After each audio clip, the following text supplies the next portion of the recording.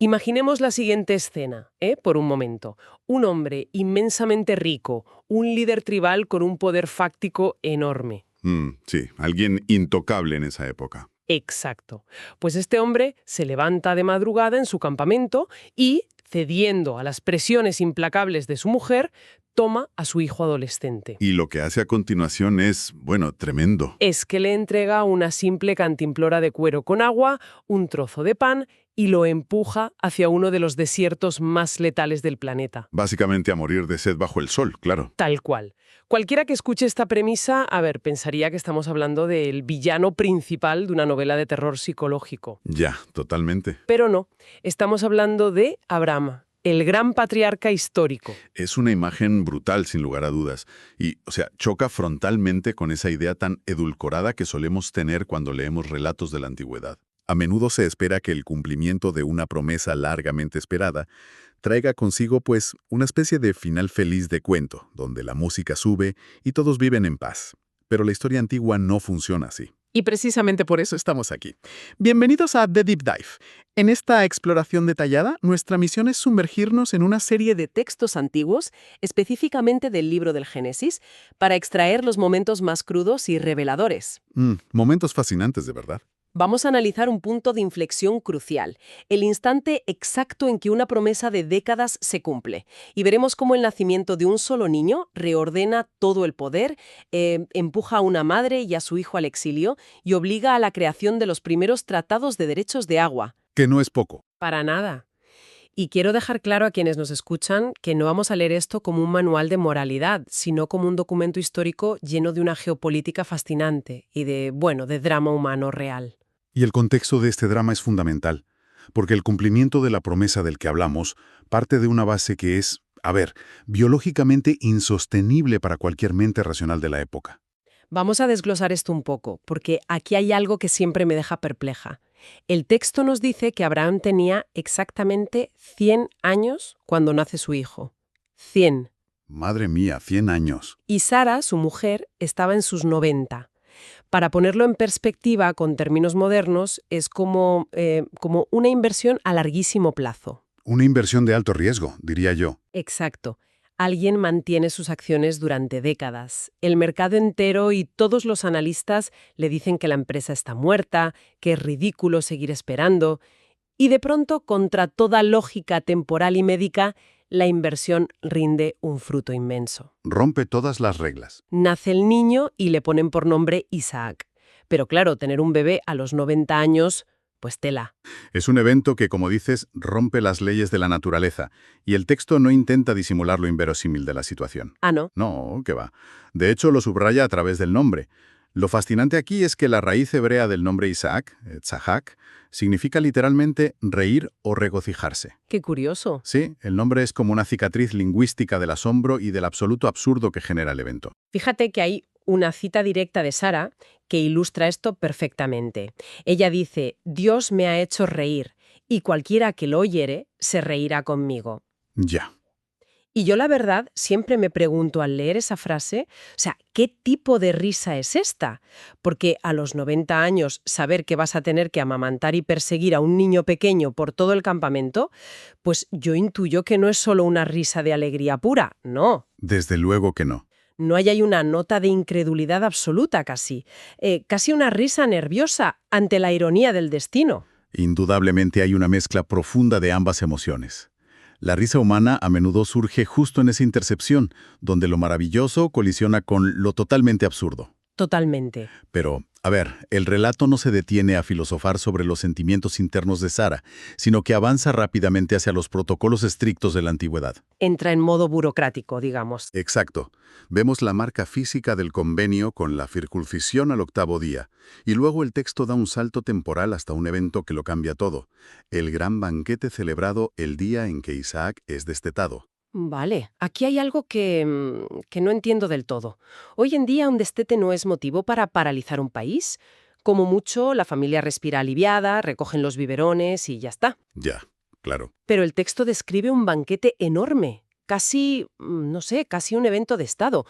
¿Por qué montar semejante fiesta por algo tan aparentemente mundano? Pues porque en el mundo antiguo del Próximo Oriente no era algo mundano en absoluto. Hay que comprender la crudeza de las tasas de mortalidad infantil de la época. Ah, claro. La supervivencia. Eso es, que un bebé superara la etapa de lactancia y llegara al destete, que normalmente era alrededor de los 2 o 3 años, significaba que había sobrevivido a la ventana de mayor vulnerabilidad y fragilidad humana. O sea, ya había pasado lo peor. Exactamente. Era un triunfo biológico colosal. Y políticamente, este banquete era una declaración pública al resto de las tribus. Un mensaje para los vecinos. Claro, estaban consolidando formalmente que ese niño iba a sobrevivir y que por lo tanto era el heredero definitivo. Ya veo. Y claro, el problema de celebrar por todo lo alto quién es el nuevo jefe es que siempre hay alguien que ya estaba ocupando ese puesto de forma no oficial. El conflicto inevitable. El texto narra que en plena celebración, Sara observa a Ismael, el hijo que Abraham había tenido años antes con Agar la egipcia, y lo ve burlándose. Sí, un detalle que lo detona todo. Ahora bien, la reacción de Sara es fulminante. Le exige a Abraham que expulse a la sierva y a su hijo inmediatamente. Y yo me pregunto, ¿no es una medida completamente desproporcionada? Pues desde nuestra óptica actual, sí, lo parece. Es decir, exiliar a alguien al desierto por una simple burla de un adolescente me parece una locura. Es muy fácil para la mentalidad moderna, juzgar a Sara y tacharla de madrastra despiadada que actúa movida por un ataque de celos de manual. Claro, es lo primero que uno piensa. Pero si conectamos esto con el panorama general de las estructuras tribales nómadas, te das cuenta de que no se trata de una rabieta emocional. Es pura lógica dinástica. Entonces es una cuestión puramente práctica. Supervivencia del linaje. Totalmente práctica. Y bueno, bastante fría. Imaginemos la tribu como un bote salvavidas con recursos muy limitados. En la antigüedad, el liderazgo, las bendiciones y los rebaños no se podían dividir a medias sin provocar, eventualmente, una guerra civil sangrienta entre facciones de la misma familia. Ostras, claro. Dividir el poder es receta para el desastre. Sara está exigiendo eliminar cualquier ambigüedad en la línea de sucesión. Hasta ese banquete, Ismael era el primogénito, el que asumiría el mando. El heredero por defecto. Eso es. Sara sabe que la tribu no puede sostener a 2 machos alfa compitiendo. Su ultimátum es claro. Ismael no ha de heredar con Isaac. O sea, corta por lo sano para evitar problemas futuros. Es como una reestructuración corporativa salvaje donde despiden al director general adjunto sin preaviso para que el hijo del dueño asuma el control total. Tal cual. Una analogía perfecta. Pero claro, pongámonos un momento en el lugar de Abraham. Es el líder, sí, pero Ismael es su primogénito. Le tiene que doler. El texto tiene una línea muy sobria pero pesada. Dice, este asunto le pareció grave en gran manera. Normal, es su hijo. ¿Cómo gestiona un patriarca esta bomba de relojería emocional y política? Pues se enfrenta a una agonía moral indescriptible. Como líder debe asegurar la paz de su pueblo, pero como padre se le exige desterrar a una muerte casi segura a su propio hijo. ¡Qué situación tan terrible! Y es aquí donde interviene la narrativa divina. Dios le dice a Abraham que escucha a Sara, confirmando que la línea sucesoria principal pasará por Isaac. Le da la razón a la mujer. Sí. Sin embargo, para resolver el dilema del padre, Dios emite una promesa paralela. Le asegura que de Ismael también hará una gran nación, simplemente porque lleva la sangre de Abraham. Una resolución salomónica, podríamos decir. En plan, yo me encargo del chaval, tú haz caso a tu mujer. Exacto. Pero la ejecución, madre mía. A la mañana siguiente, muy de madrugada, Abraham despide a Agar y a Ismael. Y lo que les da para este exilio forzoso es pan y un odre de agua. Un odre. Poquísimo. Una sola cantimplora de cuero para adentrarse en el desierto de Beersheba. Sinceramente, la promesa de una gran nación a largo plazo choca violentamente con esta brutalidad inmediata. Esa es exactamente la fricción principal del texto. Vemos la seguridad de una promesa teológica a futuro frente a un corto plazo que es, a todas luces, una sentencia de muerte por deshidratación. Totalmente. Despedirlos hacia el Negev con suministros tan ridículamente escasos es empujarlos al límite absoluto de lo que la biología humana puede soportar. Y aquí es donde la historia deja las intrigas palaciegas y se convierte en puro instinto de supervivencia. El agua del odre se agota. Era inevitable. Agar y el chico están bajo un sol que no perdona. El desierto no tiene piedad. Y la escena que sigue tiene una empatía tan cruda que parece sacada de una película. Agar, desesperada, pone al chico debajo de un arbusto, buscando la más mínima sombra, y luego hace algo devastador. Se aleja. El texto es tremendamente específico con esa distancia, fíjate. Dice que se aleja como a un tiro de arco. ¡Ostras! Esa precisión. Es escalofriante. Una madre calculando, midiendo en su mente los metros exactos para no tener que escuchar cómo su propio hijo da el último suspiro, pero manteniéndose lo suficientemente cerca. Es una imagen desgarradora. Ojo a esto, hay un detalle en la fuente que me rompe los esquemas y necesito que me lo expliques.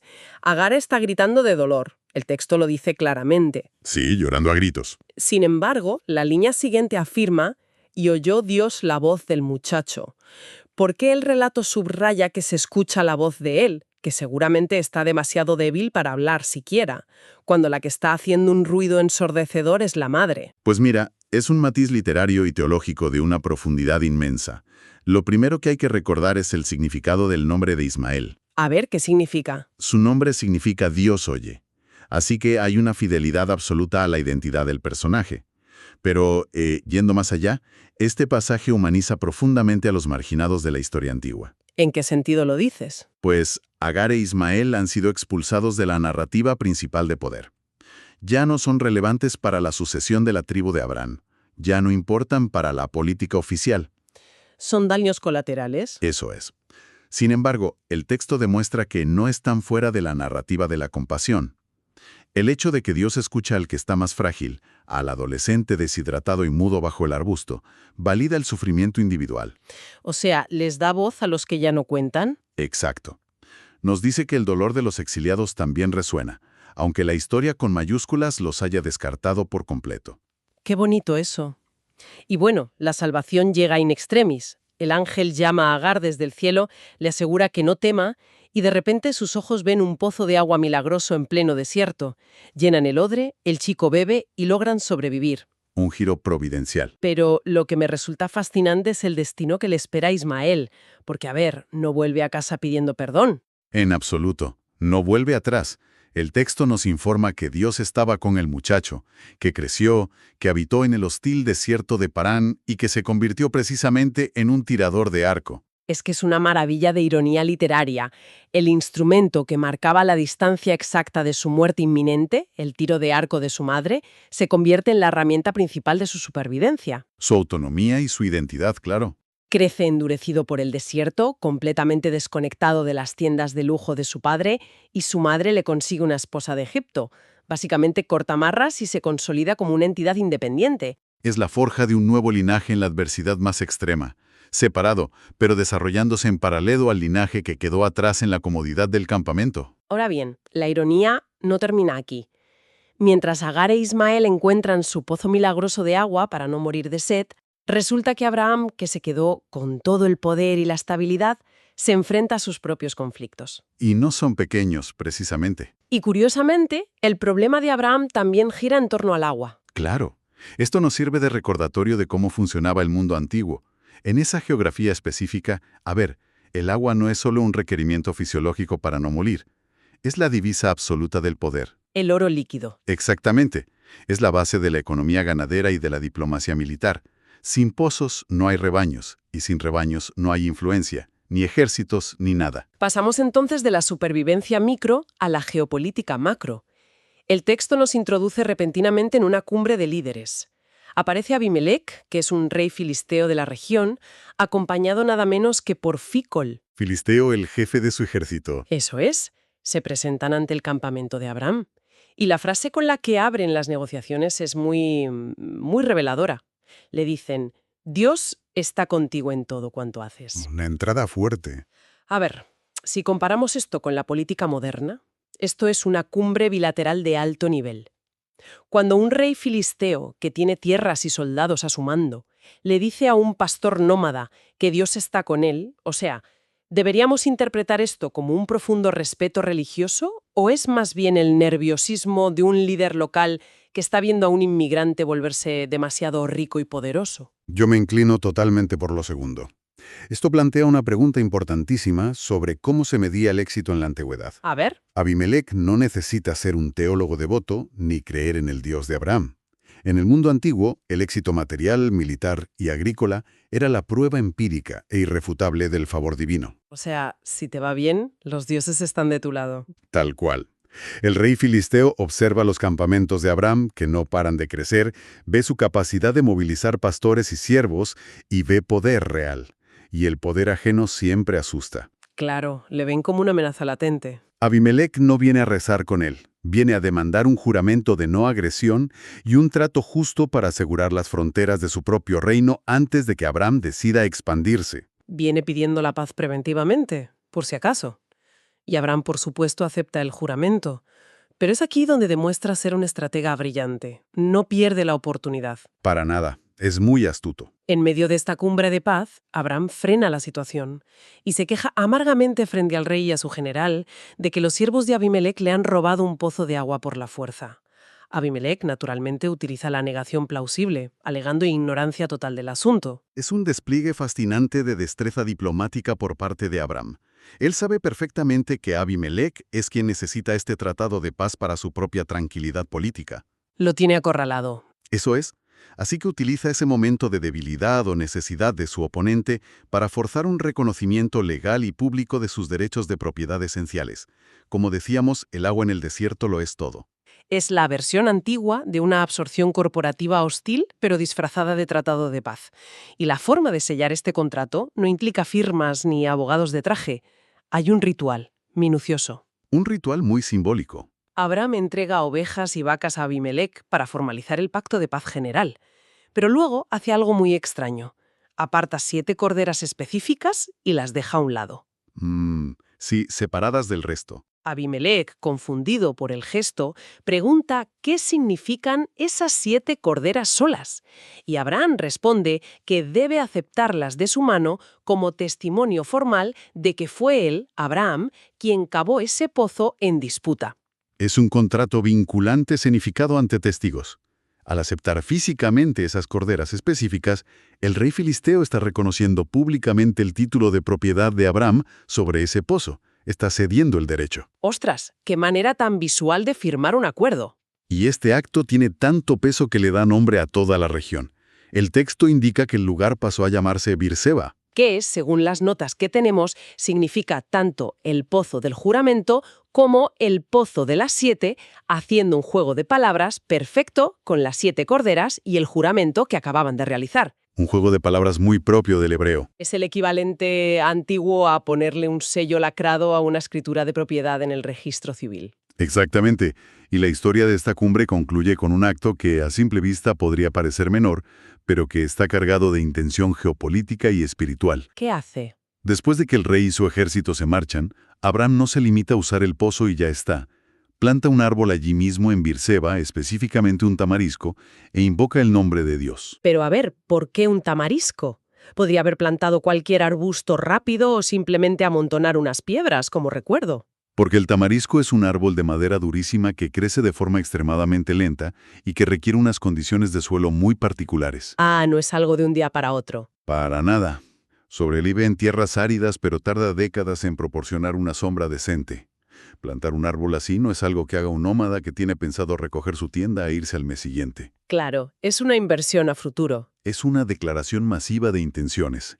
Representa que la disputa por el agua ha sido resuelta a su favor, que la vida ahora puede echar raíces profundas en ese territorio y proyectarse hacia las generaciones futuras. Es literalmente reclamar un hogar a largo plazo. Es alucinante cómo todos estos elementos encajan cuando los miras de cerca.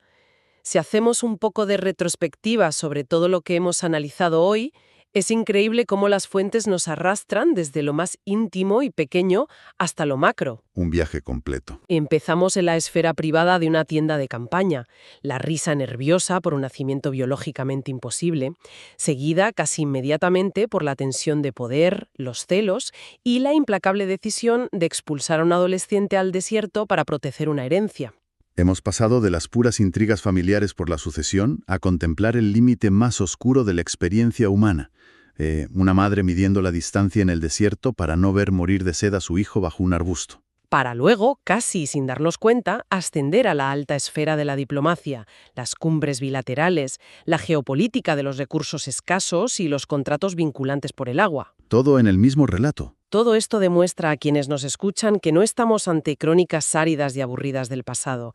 Estamos ante registros vibrantes de la compleja y a veces implacable condición humana. Totalmente. Las dinámicas de poder, la necesidad feroz de proteger a los hijos, la lucha a vida o muerte por los recursos vitales. Son motores históricos que vemos operar aquí hace miles de años, y son exactamente los mismos motores que vemos operar en el mundo contemporáneo. Todo está conectado de una manera sorprendente. Abraham acaba de utilizar toda su influencia, su riqueza y su brillante destreza diplomática para asegurar la permanencia en esa tierra, garantizando así un futuro estable y con recursos para el heredero que se quedó en casa, Isaac. El plan a largo plazo ha funcionado. Pero mientras tanto, a kilómetros de allí, en la inmensidad hostil del desierto, Ismael, salvado in extremis, está forjando su propio destino con arco y flechas, construyendo una identidad independiente y robusta. Y el texto antiguo nos asegura que de estos dos niños van a surgir civilizaciones enormes, dos naciones formidables. Eso es, la línea de Israel a través de Isaac y las vastas naciones árabes e ismaelitas a través de Ismael. Y esto nos deja con una reflexión monumental, algo para que cada persona le dé vueltas en la cabeza mucho después de terminar este análisis. Una reflexión necesaria. Hemos visto cómo un ecosistema familiar se desequilibra por completo simplemente porque una promesa se cumple. Dos hijos que comparten la misma sangre paterna toman caminos drásticamente distintos, empujados por el rechazo y la supervivencia. Separados por las circunstancias. La pregunta obligada es: ¿qué sucede cuando las ramificaciones de este único y pequeño campamento familiar en el desierto inevitablemente colisionen, se entrecrucen y compitan a lo largo de los milenios? Es una pregunta muy pesada. Comparten un mismo punto de origen, un mismo patriarca, pero arrastran historias y destinos profundamente divergentes. Es un recordatorio fascinante y a la vez bastante sobrecogedor de que muchas de las fracturas y divisiones que vemos hoy en el mundo nacieron originalmente en la intimidad de una misma tienda de campaña.